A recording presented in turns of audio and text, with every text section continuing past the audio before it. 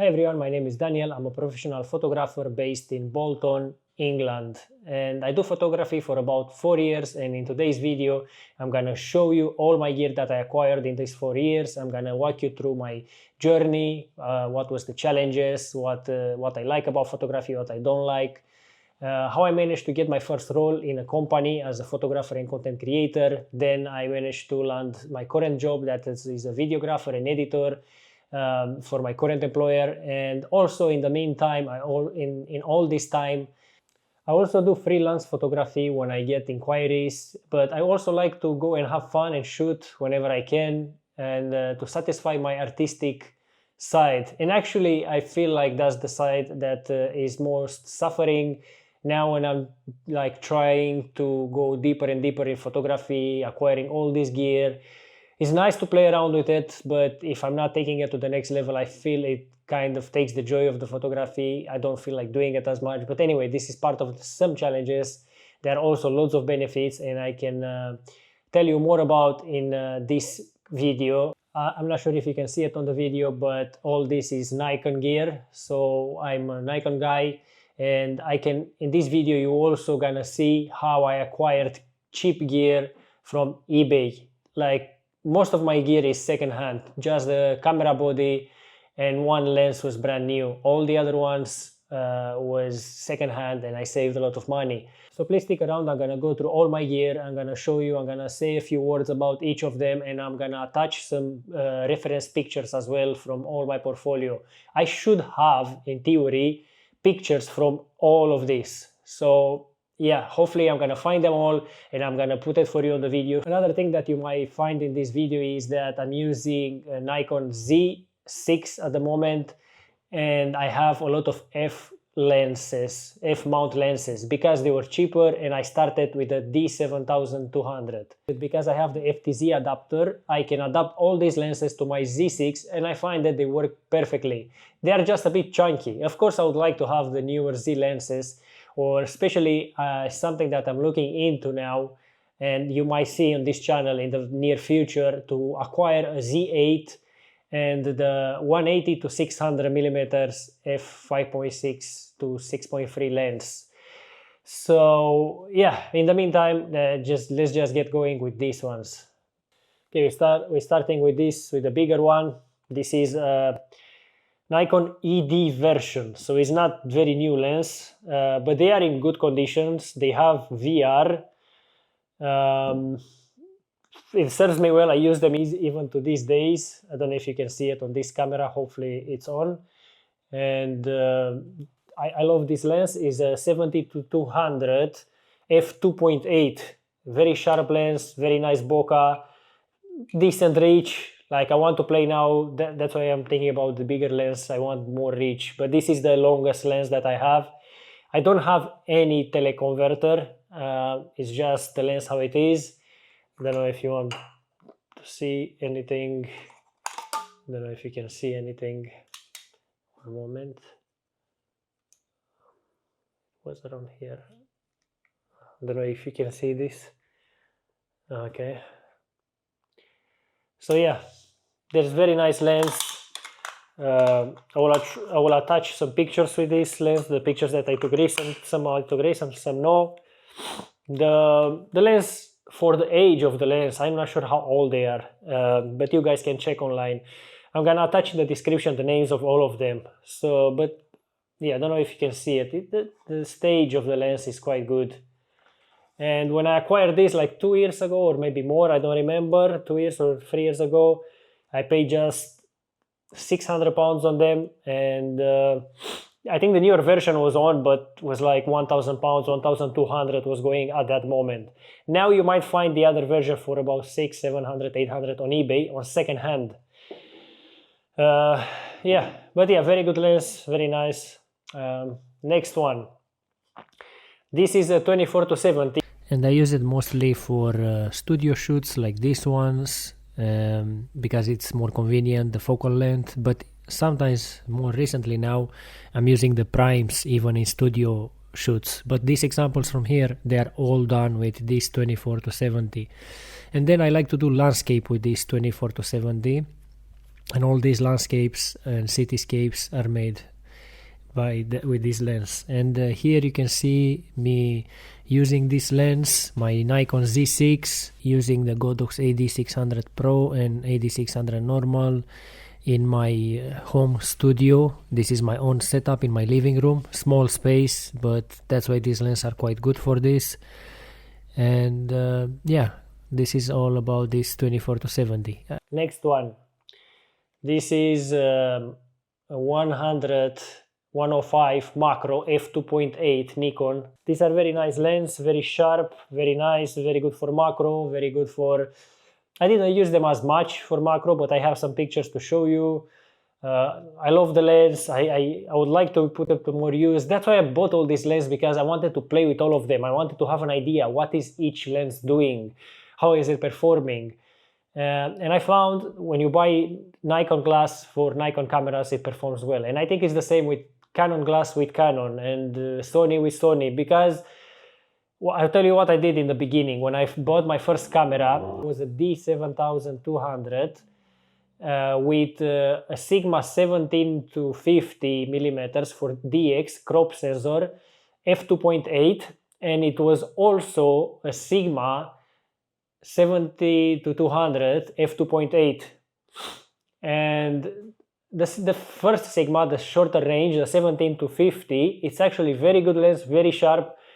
I think it's as good probably as a Nikon glass, I would say. But the other one, and I paid £900 at that moment, that was the price I paid for that 70-200.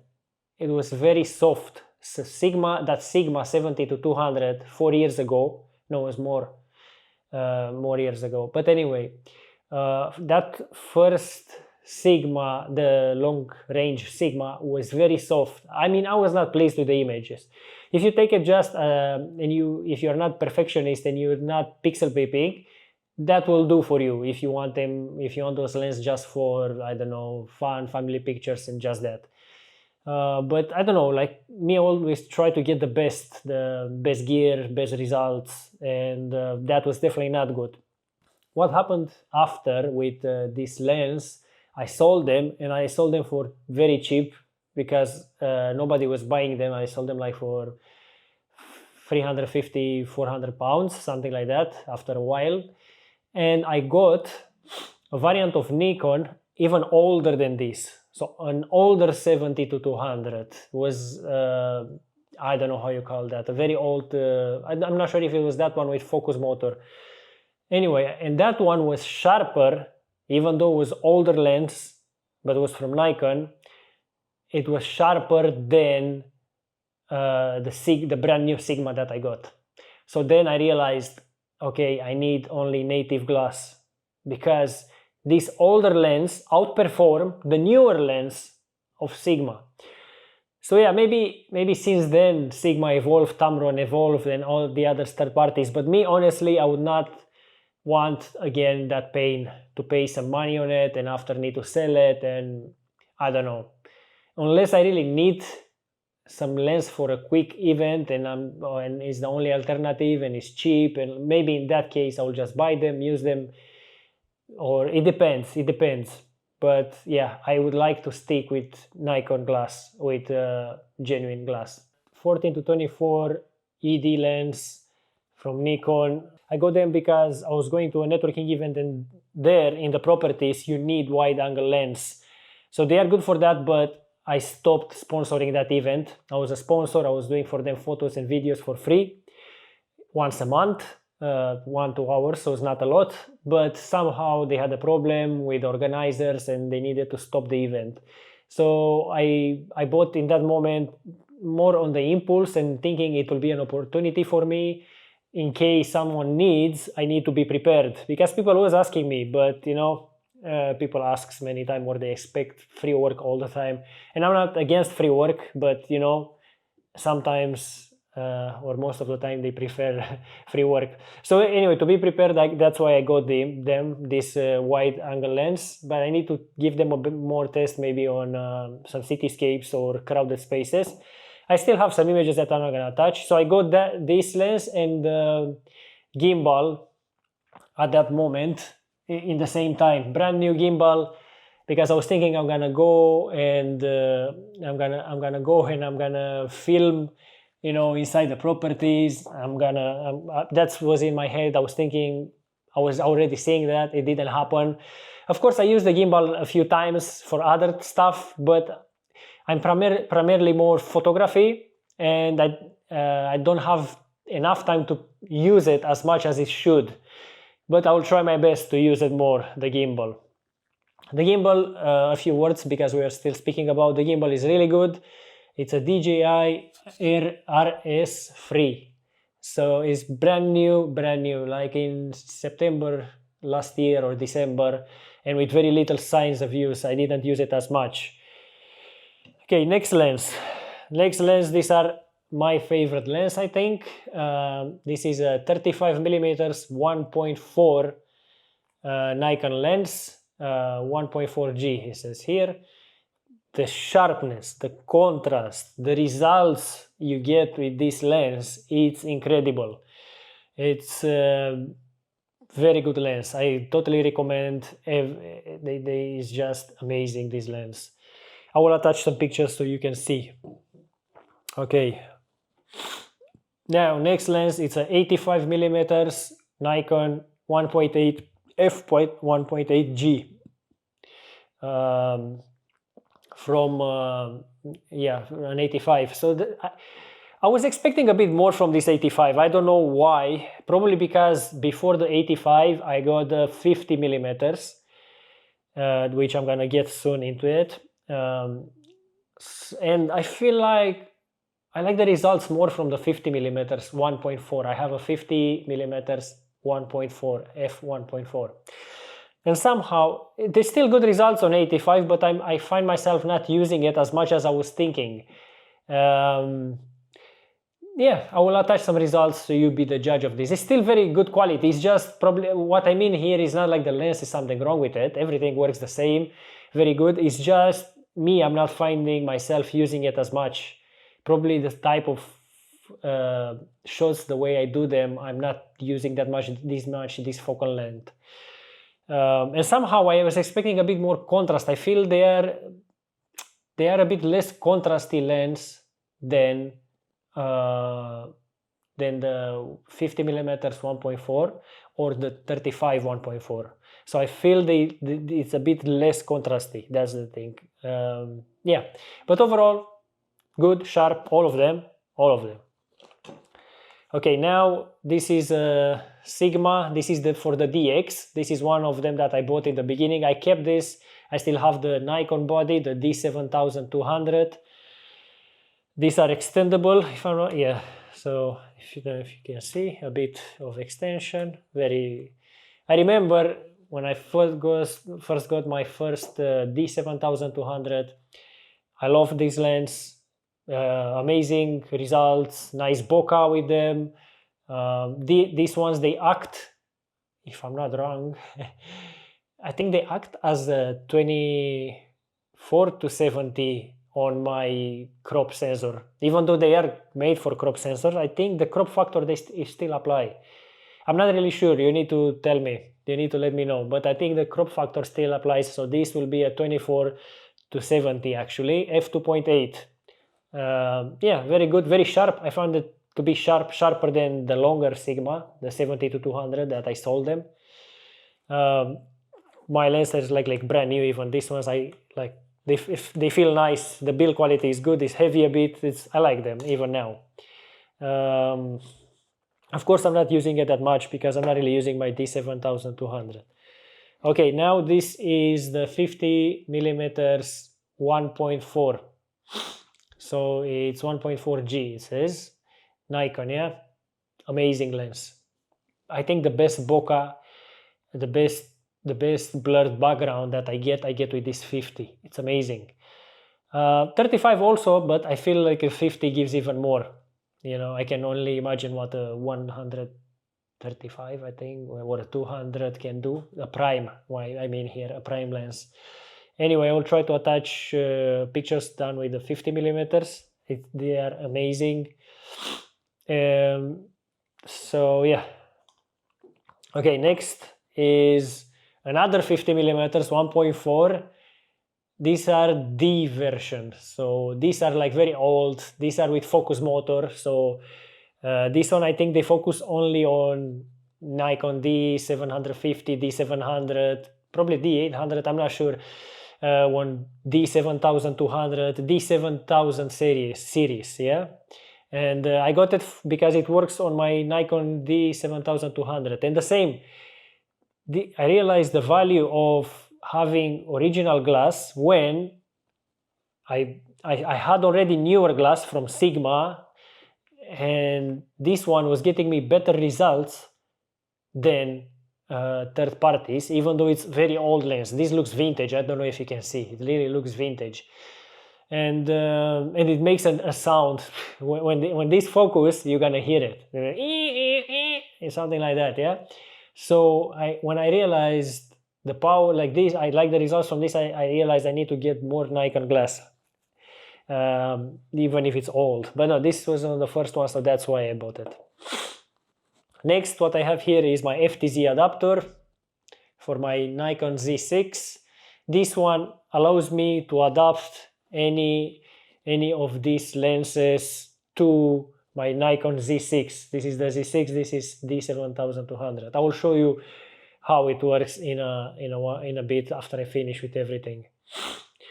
So yeah, I find that it focuses well, it works well, so I don't find it any fault actually, and I'm glad Nikon came with, when they released the Z mount, they came with this, because imagine all these lenses, just this one I can't adapt it, in the sense because it doesn't have an autofocus motor, but all these ones, let's not put this on either, but anyway, 2, 4, 6, 8 lenses, yeah, 8 lenses I would not be able to use on my Z6 if they would not come with this adapter. So I'm really grateful they come. This is the first adapter, and my Z6 is the first generation. But sorry if I speak a bit too much. I like to be broad and explain everything. So I hope you have the time and watch this video, yeah? Especially you need to watch it, because after I finish with reviewing this, I'm gonna tell you how I managed to become a photographer in a short time, relatively. How I get good pictures, I would say, but you'll be the judge of that, and how can you get a job in a company, and I don't know, challenges and anything else related, yeah? So okay, let's move on. This is my D7200, the first camera, yeah? So I don't know if you can see anything, if you can see the sensor inside, small sensor, crop sensor. Really nice camera, I like it. Bulky, but I don't know, I always like them. And yeah, very beautiful, even now, it brings me memories. I find that it's okay, but it's a big difference jumping from this to the Z6. I find that, how to explain? I still use this one as a second camera when I get events. So when I go to events, weddings, for more exactly, or sometimes we have christenings. Anyways, I take this with me as well. So usually on this one, I keep the long lens, the 70-200, which on this one will be probably 105-300, if I'm not wrong, because the crop factor will apply. So I'm able to get really close with this camera and those lenses, and the results are pretty good. I'm gonna attach some pictures from the events done with this. So they're good, not good, very good, the results, especially if you have good glass. But I feel the quality jump from this to the Z6 it's noticeable, so I wouldn't go back. Nobody will probably go back, but like yeah, it's a big leap, I would say, big. Now this is the Z6 that I have. See, bigger opening here, so they can do, yeah, don't know if you can see it, yeah. So it's like put this so I don't get dust on it. So I love my Z6.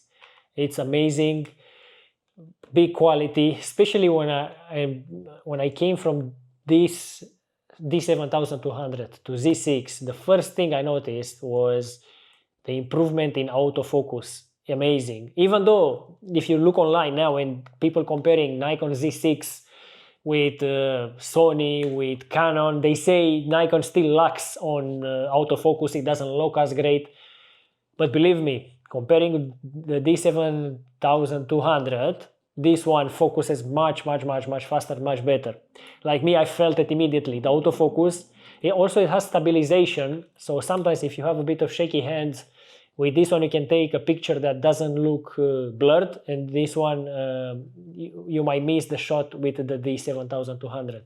Another big thing that I realized, I feel it was the low light performance. So I will get a lot of noise with that in cloudy days or things like that, and with this one, very little noise, very good low light capabilities with the Z6, like amazing, like day and night. It really is a big difference, which especially if you shoot raw, it actually helps you after when you edit, you get very good results. So what you get with this. Another thing that I noticed when I came from this one to this one immediately, I feel like the image quality is a bit better, or the image coloring, or I don't know even how you call it, the image science, if it makes sense. It just, the image just looks a bit different. From my D7200, they look a bit greenish, yellowish, which can be solved in post, which they are most with the white balance, it can be solved. But I feel like, straight out of the camera, the Z6 has more real colors, more real black, more real colors, and I feel like the old one, it goes a bit yellowish or greenish. Not a lot, but this is the way I can explain it to you. Anyway, but that can be corrected in the post-processing anyway, so it's not a big deal. But yeah, I feel that this was the three main differences when I jumped from that one to that one. What I have here also to present to you is, this is the Rode, this is how it comes. I have some microphones. This is the Rode Wireless Go 2. So I have 2 transmitters and 1 receiver. And I'm happy with them. They work well. I did some podcasts with them. You can see them on my channel. No, it's on the other channel. Okay, anyway, so I'm happy with this Rode. I will totally recommend them. Easy, cheaper. I seen DJI have some new ones, but they are like more expensive than Rode, if I'm not wrong. But of course, depends on your budget. Go with what's best for you. Another thing that I can show you is I have this tablet. It's quite big. Okay, on the back says this is an Intuos Wacom Intuos Pro Medium. The model name is PTH651. So I got this because it was another friend of mine, a photographer, that he said, oh, I got a Wacom tablet and I love it and it's so good, it's better. So I kind of bought it more from impulse because like I wanted to have something that's nice and better and edits faster, no? And the thing is, what happened when I bought it, I paid about 150 pounds second hand a few years ago, 2 years ago maybe, I don't know. And it was totally not what I expected. It's very hard to get from a mouse after you're used with using a mouse to getting to use the tablet with this, and to do everything what you usually do with the mouse, to do with this, it takes time, it's very uncomfortable, and I'm not really using it even day to day. The only time I find myself using it is when I did some studio shots, which I do them here. I don't know if you can see, I have a backdrop here, and I'm gonna show you the studio setup. Hey guys, so I need to record this. So this backdrop, I had it before when I tried to do a mini studio in my house. Those lights, I have those lights. This is like my home setup. Like some tools there, like my vision board, and all kind of things. On my walls there are some quotes. I'm trying. Those will be leaving at one point. The luggages will not be here anymore, but at the moment they are here. It's my dog Adonis. So I'm just trying to set up. Yeah, I'm just preparing here, but it's hard because I'm the producer, I'm the videographer, I'm the tech guy, and I put the two cameras. I put this camera, is not on now, but I put this camera and I put this one here, and this one will film us at the table, and we're gonna have those lights on, and this camera will film the guest. So we have a. This is actually a living room, and I set it up like this, and I also have here, I don't know if you can see it, some flashes. Anyway, let's go back to the tablet. The only time I see myself using the tablet was when I was doing some pictures, like studio, and to take pimples out. It's much faster than what you would do with a mouse. So if you all the time shooting and editing your own pictures, and you do more studio style shoots, or even normal, but you get me, I think more imperfections you see them when you add flash in and when you take that perfect pictures, perfect lighting conditions. And yeah, when a model or a subject has a lot of pimples, or it might be very good also, yeah, for product photography where you need to clean the products really well. This will help you, will go very fast. So I found the only real scenarios that really improved my workflow was just when I was taking pimples, imperfections out, or if I do product photography. That's the only scenario that I found is good for this tablet. But I wanted to show you because I'm trying to show you everything that I have in this video. I hope it's not boring for you. I hope you enjoy it. Okay, this is a good flash. I use it in my events. It's Pixa Pro, but it's similar. Pixa Pro is similar to Godox V1, if I'm not wrong. Yeah, it's the same like a. But it's the Pixa Pro variant, but is Godox V1. Very good flash. It has even that one, how you call it. So yeah, you can rotate it. It has high sync speed. So for example, you can take pictures at 4,000 a shutter, one 4,000 shutter, or one 8,000 if I'm not wrong. It can go even up to that.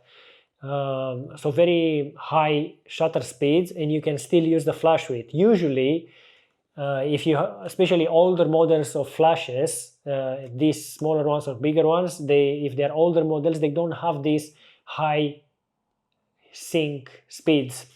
So usually you will not be able to use your shutter speed on your camera more than 1/250 of a second, 1/250 of a second. But with this one, you can use your shutter speed as high as you want, and it has the option to go that for you to use it in that way.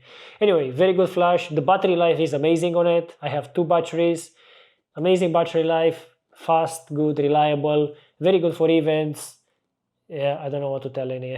It's very good flash.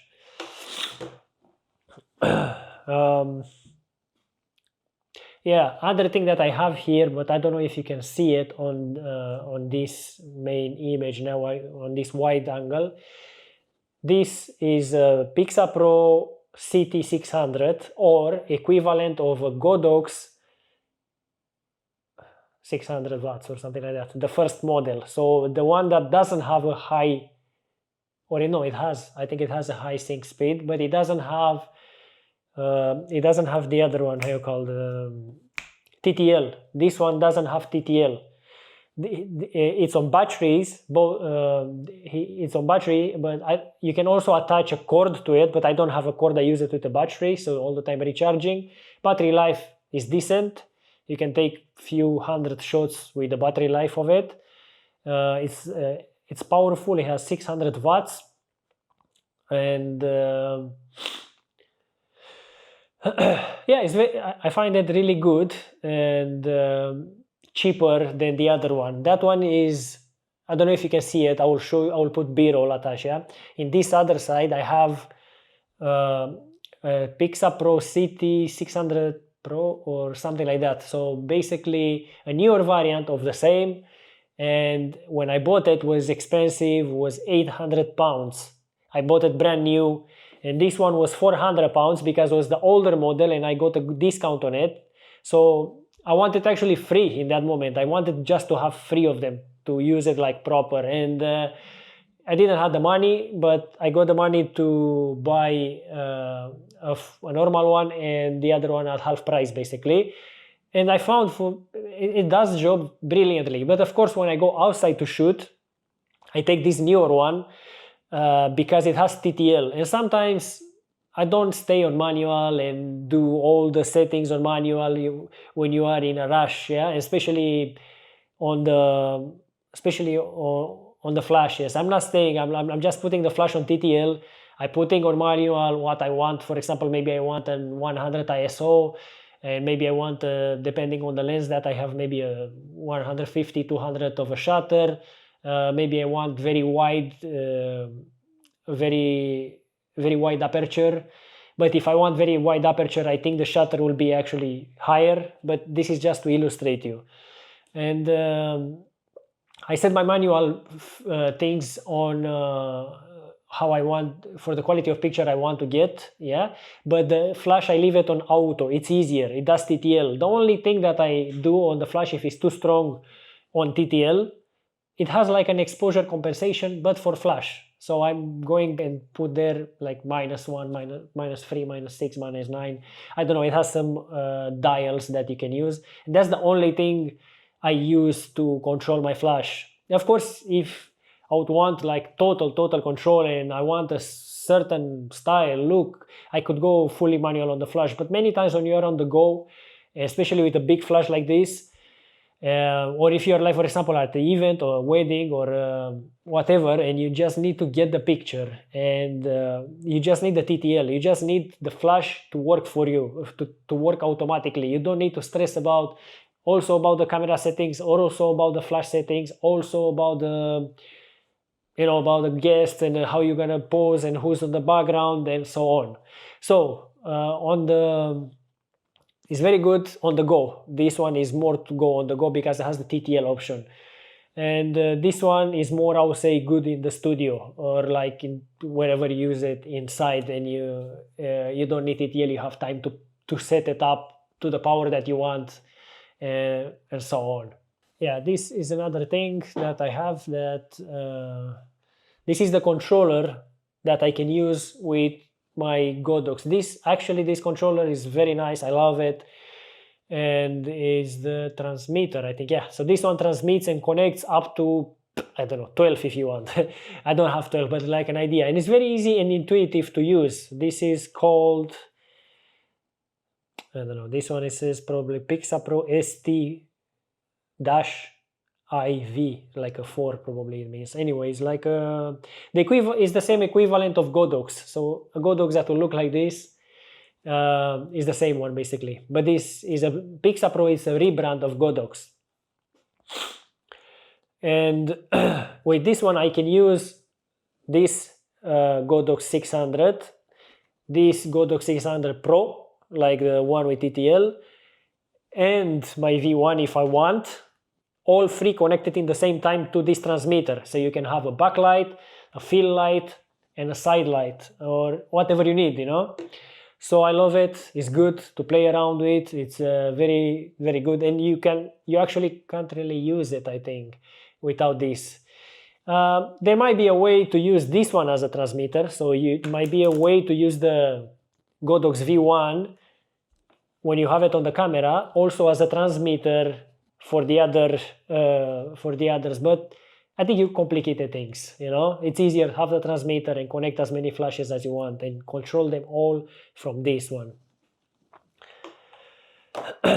Okay, guys, this was all. You see me, I try to speak fast. I try to explain you really quick. I'm trying to give you value, but sometimes I have a problem. I speak too much. I ramble too much.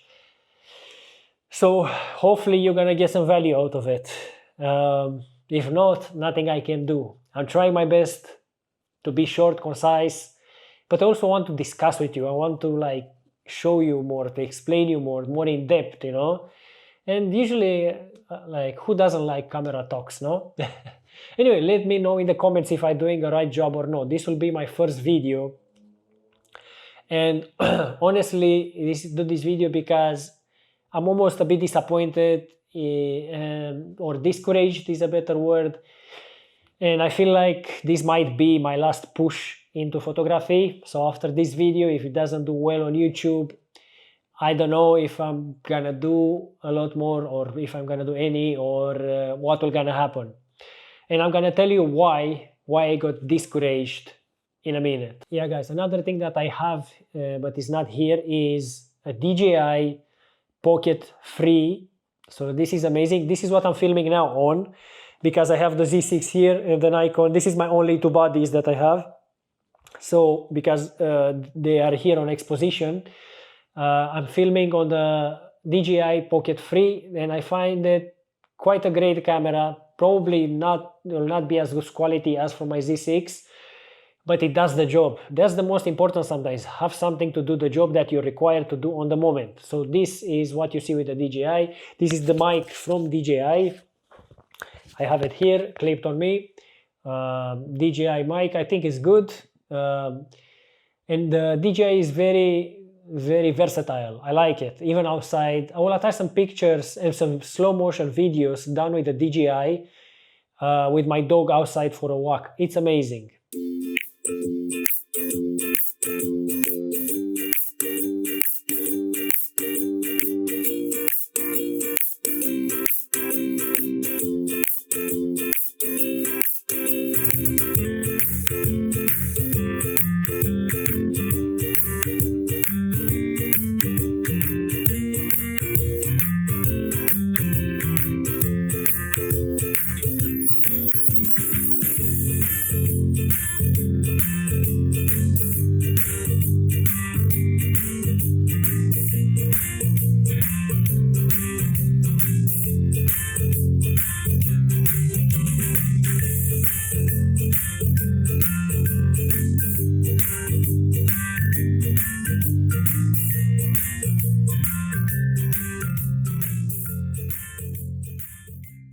Another item that I don't have it here, but I will attach the same b-roll is I have an external hard drive, a Western digital one, 12 terabytes, my passport, I think his name or something. I'm not sure. I'm gonna attach images and link in the descriptions. Very good. I'm putting all the files on there, all the video files and photo files, and I'm working from it. So I'm editing straight from it. I'm importing media in my Premiere Pro or my Photoshop or whatever I'm working on straight from the external hard drive into the programs. I'm exporting back there. I'm basically using it as an external hard drive, but even when I'm working on the files, if you get me, not just for storage. Because sometimes, you know, you have these computers, they have 1 terabyte and it's not enough. You feel it quick and it's not enough. So it's good to have this external hard drive and work from it. And I find that it works really well. I have it for 6 months, if no more. Everything is fine. I don't feel anything slower, but maybe my computer handles it well as well. I have an i9 and a 2080 Ti GTX graphics card. So I think that helps. And probably the last item that I can speak about is my printer. It's an Epson ET 7725, if I'm not wrong. ET, yeah. So it's a very nice printer. It's a photo printer. It has ink tank. It's an ink tank, eco tank.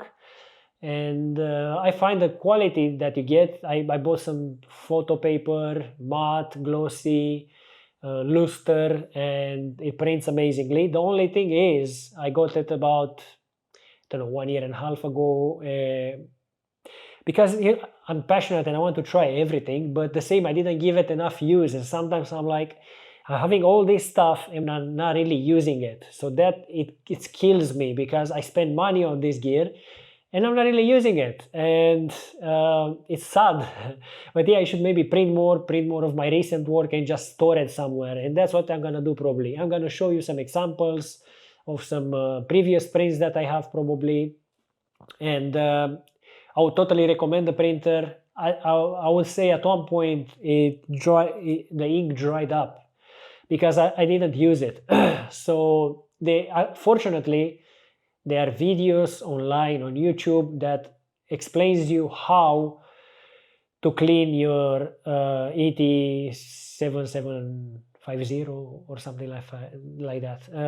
It shows you how to do it. So I did that and it worked perfectly fine. And I think if you don't use it all the time, you might end up needing to clean it like this all the time. Okay, other things that I have that I need to mention is I have 3 GVM lights. I have one here, one there, and one here. It's like 50 watts power, and they have just warm color and cold color. And of course you can adjust it more towards warm, more towards cold. And they come with plug adapters, so all 3 of them, they are plugged in and they are continuously, and this is the light you see from them, from this 3 GVM 50, I don't know, I think this is the name. These 2 lights that you see here is just ornamental. They're from Amazon. They're like 60-70 quid, and I think it looks nice on the background. Maybe on this DJI that is not a big deal, but on other, when I film on my Z6, this looks amazing on the background. Other gear that I use is my iPhone 13 Pro Max that I'm really happy with the way it films. I would say is almost at the level of the DJI. Very good colors, you can use it for B-roll all the time. I love my iPhone 13 Pro Max. Of course, it will be nice to have the latest one, but it's not time for an upgrade yet. Other things that I have is as accessories as tripods, stands, and another USB microphone, gels, clips, handles, some things like that I need, some backdrops I have. All these are, normal things that I have. I was so discouraged with photography and with the weather, and also because marketing is hard and any other challenges that probably you guys might face as well. Work is not there, it's quiet. But as a thing, I'm sure it's not quiet for everyone, but we need to make this happen. We need to try our best, no? But anyway, I was so discouraged that I started actually a YouTube channel on self-development and improvement. And I started that mostly because I was thinking the same. I had this pussy mentality again, and I was like, how am I gonna do a YouTube related to photography? I can't imagine myself going, okay guys, today we're gonna test this lens, going outside on the door and the rain and wind hitting me on the face. So this was one of the reasons that I was like, I need to find something else. I need to change my career maybe again. So that's why I actually have a YouTube channel on self-development and improvement. If you want to go and look there, it's up to you. I'll leave a link in the description.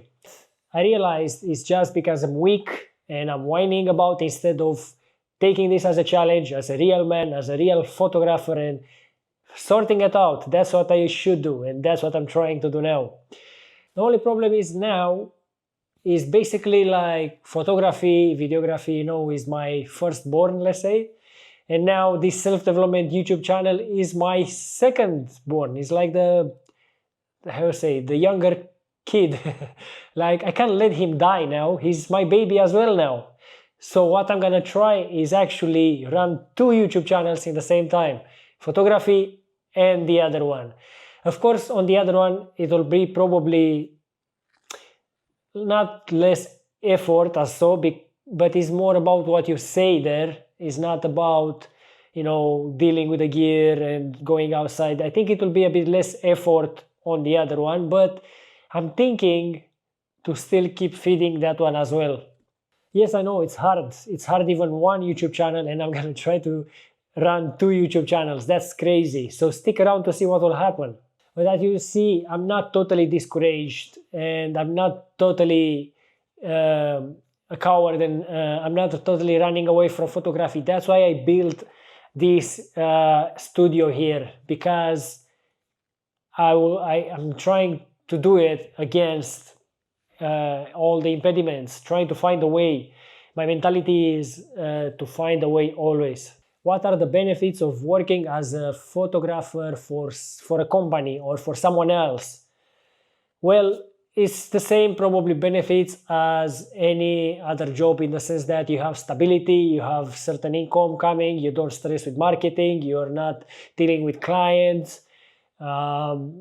All these advantages, I would say, but the biggest advantage to being an employee as a photographer in content or in content creation in general for other companies is that you're gonna learn a lot. You're gonna be inside and you're gonna see how they run it. You're gonna understand, you're gonna learn more. You're gonna do some projects that you will probably never do it by yourself. If you would not be in that company working for them, you would never you would never get the experience of certain projects, which is very beneficial. I would say you're gonna get faster the experience working for someone else first and then going on yourself, because you're learning from them. They are already established, they have systems. You learn softwares that they use. Like me at the moment, I know some interesting software that helps me in time management, in task management, that I use them even at home, like on my day-to-day life. Of course, I'm trying to be very productive, and that's why I don't really see any downsides for the moment, because me, I'm all about learning, and I like to experience more. And or for example, I didn't want to be the cheap photographer so I can have work continuously just to be busy, but not thriving, just surviving. I don't really want that type of to be that type of photographer, because I know some other photographers that they have very cheap prices and they're busy all the time, and it keeps them going. But in the same time, it keeps them going on the same things all the time. They never experienced some things that I experienced by working for someone else. And maybe even though I'm making a bit less money, they never get to experience what I experienced or to learn what I learned. How I started photography? Well, I started photography in 2020. I just had a camera already bought for 2 or 3 years prior that. When I bought it, I used it just for 2 or 3 months, and after it stayed on my shelf collecting dust. Yeah, this one, the Nikon D7200. And it was pandemic, and I was bored, and I was also going through a rough period after I recently hit rock bottom, after a period of drinking, vices, alcohol, you name it, everything, depression, bad thoughts, laziness, undiscipline. I had them all. So anyway, but I was coming slowly out of this. After that massive fall, I needed something to keep my mind occupied. So by grabbing the camera back, I started to feel the joy again. Yeah, so I started taking it as much often as I could. I was coming home, I was downloading the images, editing, and I was running into issues. Like sometimes it was too yellow, and I was like, why is this image yellow? Researching on YouTube. I was solving the problem, and then I was going again shooting. I was coming with another problem. The images was too dark. How can I solve this? Why they are too dark? I'm doing all the settings right, but they are still dark. Okay, learn how to do that. Why, after I was maybe getting defocused sometimes, why I get the image defocused? And I was going online, reading, watching videos, solving that problem, and still on. But honestly, the biggest evolution to say, or what helped me the most in learning more or becoming better as a photographer, it was actually a cheap course from Udemy, beginner to advanced masterclass photography, something like that. I took that course, and these courses, you can do them in your own time. So that's meaning today I can do 15 minutes, tomorrow I can do 1 hour if I want. the total length of the course was like 24 hours or 25. It was quite a rich course, and it was everything in that course, you know, a bit of everything, like general, but very in depth, and explaining you why things are happening, why. Of course, you can say you can learn from YouTube, but YouTube, the problem is it gives you lesson 70 maybe, and after lesson 1 and after lesson 10, and you need to puzzle them in your mind, and it doesn't make sense many times. But if you have an online course, is well structured. It takes you from 1 in order to 100. Yeah, 1, 2, 3, 4, 5, 7. You know, and after you finish everything, even if you maybe know already some things, it's good to go and finish everything once more, because it will reinforce it, and you're gonna feel it really helps you. You're gonna feel everything puzzles in your mind. So I feel my biggest evolution, if you want to call it was after that course. Of course, after I seen what that can do, what knowledge can do, I bought another 5 courses. I bought portraits, headshots course, weddings course. I bought Premiere Pro editing, Photoshop editing, and it was one more that I don't really remember now. In a video production one. So I got 6 courses from Udemy. I finished them all in my own time. Sometimes when a lesson I felt was hard, I was doing just 5 minutes, 10 minutes of it, just because I said to myself, I'm gonna do from the course today, and I didn't want to break the trust built with myself. I was doing it even I was not feeling like doing it, because I felt the information was too hard for me to understand it or to learn it. Anyway, so some days I would do as little as 5 minutes on the course, some other days 15 minutes, 20 minutes. But I had also some days that I did 1 hour, 2 hours, because I felt what they were teaching, I could understand it, and I wanted more. Like I was not feeling tired from it, if you get me. Okay, another thing what happened to me, I did all the courses, I built some portfolio, I did a professional email, a professional website, and all this they teach you in this course. They teach you need a professional website, you need a professional email, you need, they teach you how to make a plan, they teach everything in this course. So they did it, after I did this course, so all this time I was also working full time. So I did all these courses, and practicing and build portfolio and everything, and also working, but I was working as a forklift driver and as a warehouse man in a dusty, cold warehouse that I really didn't enjoy, and I really wanted to change that. What I did is, at one point I quit my job from the warehouse. That was the stable job, and why I had the courage to quit that job in the first time is because I had a period of 3 to 4 months that I got about 10-11 jobs as a freelancer. And this is in the beginning, like after 1.5 years of practicing photography, doing courses, and so it really boosted my confidence. I was like, okay, people paying me to do photography for them, so that means I'm good, and I already have 11 jobs in 3 months, I'm gonna have more. Anyway, I quit the job, the stable job basically, and guess what? No other job. Was September. I reached about September. So September, October, everything stopped. Especially here in England, I think people don't do as many weddings or events as in other countries. And I remained without money. I used all my money, and money was not coming in. It was a bit stressful. Then I been on welfare a bit. That's how you call it. Like some money from government, but it was like pennies, 500, 600 pounds a month. Was not enough to sustain my rent, my car, my everything, you know. Then what I did was actually search for another job. So I was through an agency. I did a lot of other jobs with this agency, jobs as waiter. I did warehouse cleaner, gym cleaner, Asda shelf, when you put things on the shelf. And at one point, the last one was a support worker for kids with disabilities. That was quite okay.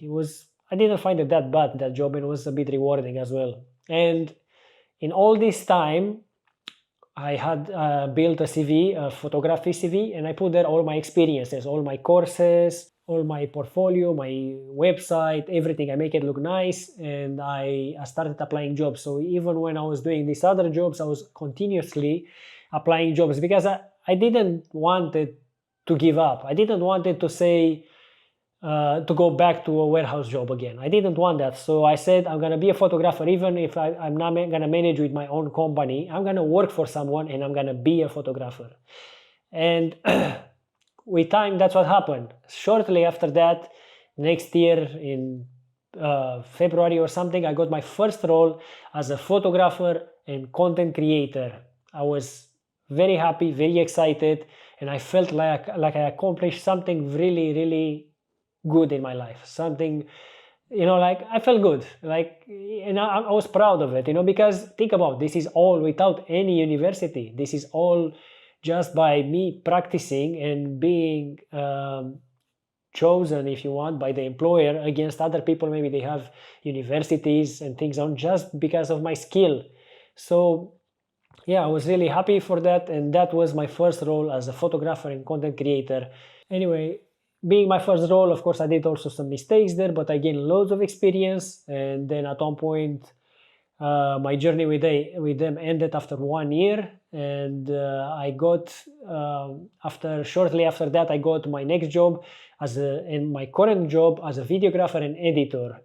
So what I do for my current employer, he is in the trade business, but basically he's vlogging what's happening in the business. So it's not repairs or something, it's more like how he manages the business. So it's more entrepreneurial, and I'm just basically following him with a gimbal and a camera everywhere he goes. And after I come to the office and download the footage, edit it, make it nice, sound effects, color grade, not anything very fancy, because you're gonna see in these kind of videos, the vlog style type videos, you don't have time to make the perfect exposure, the perfect lighting. You don't have I do it everything in auto. The camera is an auto, and after I just follow him, because it's just on the go. You don't have time to make the perfect settings. We are working on doing this at a higher production value, but at the moment, what I'm doing is giving the highest quality at the least amount of resources, if you get me. And that's what we need at the moment. Anyway, this is my current job. I really enjoy it. And what makes it more enjoyable is because my employer, he's a really nice guy. We are similar age. We have similar passions. He's all about self-development, as I am as well. And we can speak about when is the case, when we have the time, when we are not working towards what we need, about self-development, about books readings, about entrepreneurial stuff, and so on. I don't know if you can hear my dog. He's going a bit crazy now. In my current role, I work just 4 days a week, and 3 days I have it for myself. That's why I have a bit of time to do these videos. And when I get these free time, I sometimes do freelance work. If I get inquiries, I'm not spending any money in marketing, so of course the clients are not there. I have few from word of mouth, but it's not enough. But for the moment, I will leave it like this, and I will see how the YouTube channel goes. Maybe if you guys like this first video, and maybe hearing all this and knowing all this, maybe you want to know, you're curious how to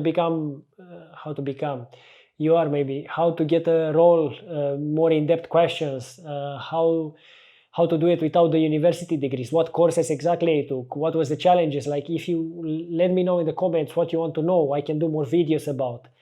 So that's what I'm trying now with this video, is like giving it almost like so to say, the last push in a way. But no, I'm confident this will be okay. What can you expect from this channel in the future is probably get a more in-depth review of each lens, even though they're older lens. I think maybe there are people that they will be curious, what's the performance of this lens. So maybe I will take it one day and go and do a more in-depth review of each lens. You can expect Q&As if you want to know anything, how I said. You can expect, I don't know, for example, if someone asks what gear I would recommend. You can also see photo trips. Maybe one day I'm just going to take my camera and decide to go in a certain place, and I want to just take some pictures and share it with you guys what I get. Maybe you can get some how I use my home studio here, which I'm gonna attach some pictures, how I'm gonna use it, how I'm using the flashes, what results I get. Maybe I can show you how I edit photos or videos. There's many things that you can expect from this channel if it will work. If I can bring it to where it should be. But I'm confident I will get it there. Okay, the challenges and why I say this might be the last push, but it's not, because I love photography. I love photography, videography, I love editing, I love everything. I love gear. I can't wait to put my hands on a Z8 and 180 to 600 millimeters lens and just go and do some wildlife, go and do some sports, and share everything with you guys. So I can't really wait for that, so it can't be the last push. But in the sense why I say this, because I got a bit discouraged and I got so discouraged that I wanted actually to stop completely. In the sense, I would still do photography for myself in an artistic way, or when I would go somewhere and edit and have for myself, but I would stop the other, like looking for clients or maybe other things, you know. Because what happened to me here in England, the weather happened to me. How you guys, if it's any photographers, especially from Manchester, where it's probably the rainiest from all over, how do you deal with the rain? How do you not get discouraged? Do you all have studios? Like, that's why I built this mini studio in my house, because I wanted to play with photography. But like, I would like to go more to the nature or landscapes or to do portraits in nature. But it just, many times it happened to me to rain, and it discouraged. It just beat it out of me. It just, I really was very disappointed at one point, very discouraged. Like, it happened many times when I had that drive. I was like, I'm gonna go now and I'm gonna do this and that, and I had in my head what I'm gonna do, and it was raining for 3 weeks, or you know, things like that. So I'm like, this is not a good country for photography. I might either give up, either maybe do just indoor photography, or move to the studio. And maybe that will happen in the future, but at the moment, I'm not there yet. I would know how to operate a studio. I would know how to use, I would know what gear I need. I would know what to get, but I'm just not there yet. I'm honest with you guys. But when this channel will explode, that's what you're gonna see. You're gonna see evolution, more and more. Studio, gear, outside, you know, behind the scenes. And many, many more. Like, I have the enthusiasm, I have the love for it, I have the passion for it. I just need the support for it. And I really wish I can find this support on YouTube. But back to the subject. It disappointed me, discouraged me so much, the weather, that at one point I was stuck in the house probably for 2-3 months. And just the drive went away. Just not the passion, but the drive. I was just disappointed. Like, I was like, I was beat up. I felt beat up. I was like, you know. But what made me to give it this last push is my current employer. He's younger than me, actually, with 2 years. He has a successful business. He has 2 kids. He trains a lot, sometimes every day. He's in shape. Like, a lot of things, yeah. And I'm like, he's doing all this, and he doesn't complain about weather or something, yeah? And I realized I'm a pussy. So I'm like, fucking hell, I really am a pussy. Like, of course it's raining in UK, but I need to find a way. I need to go when it's not raining, wake up earlier, go out later. If it's raining all day, go and do night photography, you know, just find a way around it. I realized the only problem why I was discouraged is because I'm a pussy. I just let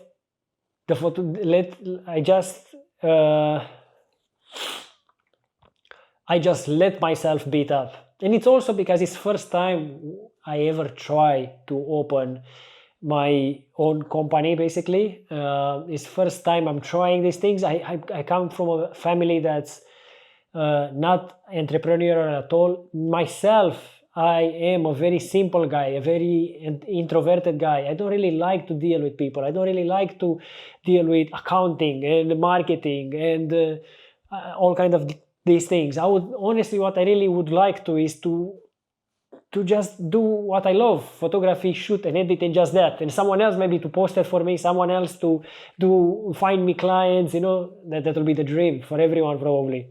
And probably I'm gonna get there with time. So yeah, I was disappointed, discouraged, I wanted to stop. So I said, let me give it this last push because I'm a pussy, and that's why I wanted to stop. But at least before I stop, let me give it everything. Let me give all I can. Yeah, make this video, put everything in the video, like examples, explain you what I went through, what I can help you with. Because believe me guys, I have a lot of knowledge. If you can go past my accent, I have loads of knowledge that I can share it with you. Maybe this will apply more for amateur photographers, but even for more experienced one. And we can share knowledge between us, and everything will be amazing. What photography I like the most? Honestly, I don't like being put in a box. I like all photography. If you're gonna look on my website, I have cityscapes, I have nature, I have wildlife, I have portraits, I have studio portraits, I have creative portraits, I have macro, I have everything. Of course, probably I would like to shoot more portraits, or the thing is now, that's why I'm really feeling that Z8 and 180 to 600. I would like to do more sports and wildlife. I really feel, because of my introverted nature, that might actually be something, even though I didn't try it yet. I feel it's something that I need to explore this side. So yeah, but I would say I like everything. Like for example, then not doing anything, for example, I would rather do something. So maybe I don't have where to go this weekend. Maybe I can go in the park with a macro lens in my near park and shoot something with the macro lens, just to do something, if you get me. Anyway guys, I know I ramble too much. If you have any questions, please leave them in the comment. Any questions you think you can ask, especially related to what I said in this video, please let me know. Another thing you can see on this channel would be maybe how I modify this mini studio all the time. I put some wheels on this table, and on my desk I have wheels, so I can make them look different. I'm gonna show you different setups that I did just in my own living room. So maybe you can do the same, where, you know, like don't find a reason like me, oh it's raining, or you know, like even me, I was complaining about the rain, but I still did something about it. I built something here to keep the flame on, to keep the flame of photography on. So yes guys, thank you very much again. Please leave your thoughts in the comments and anything you would like to see or know from me, and I will do more videos. I really hope this video will do well. Thank you, and see you in the next one. Okay guys, so this is how I usually get my gear from eBay and the things I'm looking for when I'm buying some lens. Here is how I would do it if I would be looking for some. So let's say I'm looking for this range. I use to 600 millimeters for Nikon. Yeah, so now after this page appears, I usually go on buy now. I don't do auctions, never. Oh, I don't know, it's just not my thing. What was the point? So I press this, buy it now. Condition, I usually leave it on any condition, and usually I go on item location. I like it to be from UK. I don't want to be from Japan or worldwide, or I don't know. I feel it's like too long, and I think it's complicating the things. But if you had ever tried this and you think it's fine, let me know. I'm curious. So now we have what we need here. We know this is the price. It's not an auction, because sometimes if you don't select buy it now, you might see a price for 450, for example, and you think that's the price, but that's the starting point of the auction. Yeah, so let's see what we have here. So this one, £600, they look okay. I mean, the price looks okay. £600 is not bad. We're gonna have a look through it. They look decent, like on the picture. And then the next thing I'm looking is the seller's rating. So this seller has very good ratings, 7,000 you see ratings and 100 positive, all of them. That's good. And if you see here, it probably deals with this kind of cameras and things. Anyway, but this is a Tamron, probably, if you know, there are two versions of this Tamron. So this is probably the first version. So actually, if I'm thinking now, the price is not the best, but maybe the condition of the lens is very good. But me, for example, I'm looking for a Tamron G2, the second version. People saying online it has better autofocus, and that's why I'm thinking about Tamron. It comes with both lens caps and lens hood. Exterior very good, overall cosmetic, minimal wear, some marks, no deep scratches, glass very clean, optically on minimal amount of dust, no scratches or fungus. This is good because it doesn't have a fungus. Fully working autofocus, zoom ring. This we're gonna see better when the lens arrives. But I tend to believe what he put here, it's true, because he has very good ratings. So that's the thing. So for example, you see this is £600 instead of 1,800. But yeah, let's see. I have saved some searches. So I saved this one, and the same, this one, I look Adams Discount Electronics on eBay, 99.9 positive from 23,000 transactions. So this is a very good example how you can decide where to buy your lens from. And I think this guy, that's why I save him, he has also free returns up to 30 days. So if you take the lens and you feel like they are not working well, you can return them. What happened to me once, when I bought some lens, they were working proper on photo, so they were focusing, photography wise was doing perfect. When I switched to video, they were not focusing right. So when you buy some lens, try them for doing photos and videos, because it's different the way the focus will work. So yeah, try both photos and videos. When I was going on a video with those lenses, they were like jumping. They were like the screen was going like this. It was not a smooth focus, and you could see it on the video, and it was bad. But the same, I had a 30-day return guarantee. I sent it, they sent me the money back, and that was everything was fine. So let's recap. You go on eBay and you look for good positive reviews to be a lot of transactions done, because if it has 10 reviews and they are all 100% good, it doesn't matter. It's just 10, you never know. Obviously you look for a good price that you like. You look for the lens to be clean, no dust, no fungus, or how he said here, very little. And then the same, read the description, and if this all work, you buy it. So for example, okay, let's see this one, the G2. Condition, fully working order throat. Cosmetic, 9 out of 10. So very good, very minor, glass perfect. 100 for a serial number. Both caps, Tamron lens hood, Tamron tripod, whatever. So yeah, just about this. Get it fast, and the price is really good because this is a G2. So if you remember, the first Tamron we seen was £600 for the first version, and this one is 664 for second version. So for example, I would buy this. I would like to have the latest Z mount lens because I have a Nikon Z6, but I have an adapter. That's why I'm looking for this lens for Nikon with F with a thingy, with adapter. But it's too expensive at the moment. I don't know, 1,800. I'm not yet prepared to put the money, but in the future I'm planning to. So I'm thinking in the meantime, maybe I can buy this one for 664 and maybe pay it in 4 monthly installments. Sometimes you have these options with PayPal or with your bank. You can pay them in installments. So basically this will be like £180 a month for for 4 months, and you don't feel it. That's the whole idea, and it ends up quickly, and you don't need to pay it for 2 years. If I will finance the new lens, that's almost £2,000. I will pay for 1 or 2 years. So you need to think about these things as well. Of course, the image quality might suffer a bit comparing with the newest Z lens, and the newest Z lens will have a better compatibility with my Z6, but I don't know, sometimes if the price is like 3 times cheaper, I might, and the range is the same, 150 to 600.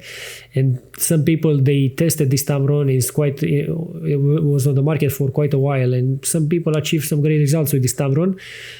I feel like it's worth giving a try for the first lens as a wildlife. If you're more experienced and you already have a lens like this, maybe you're looking for a prime.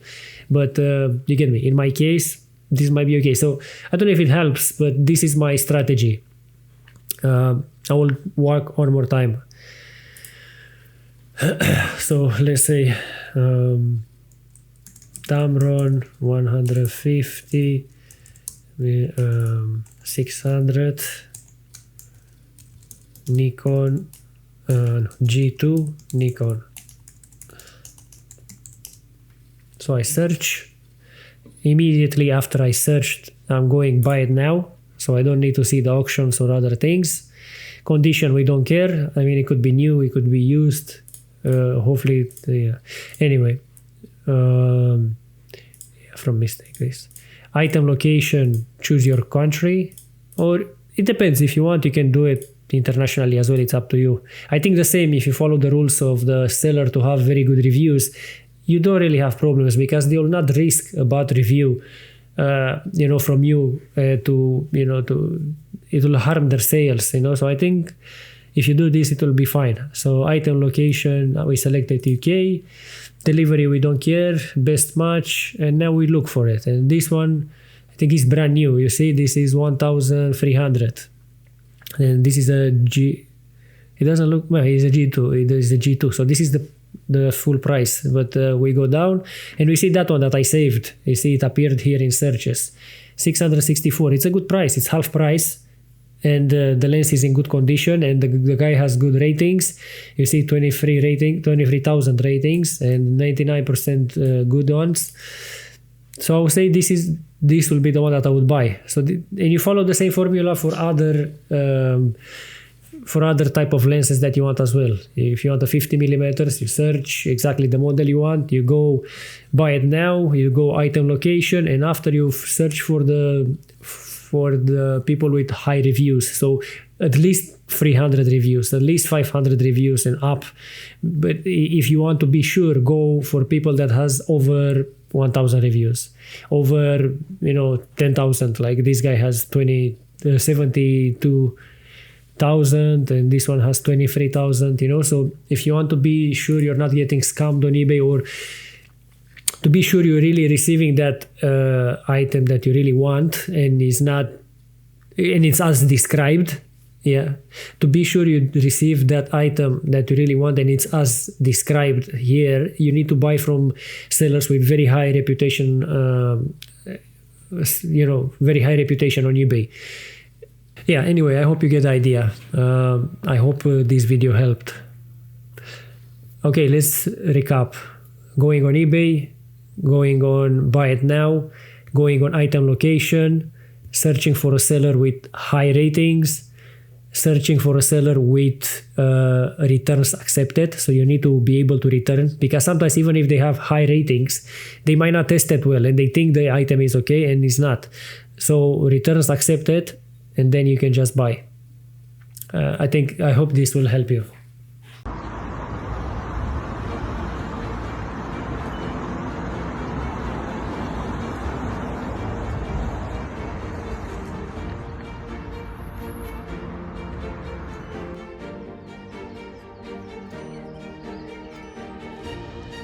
Keep the same pose.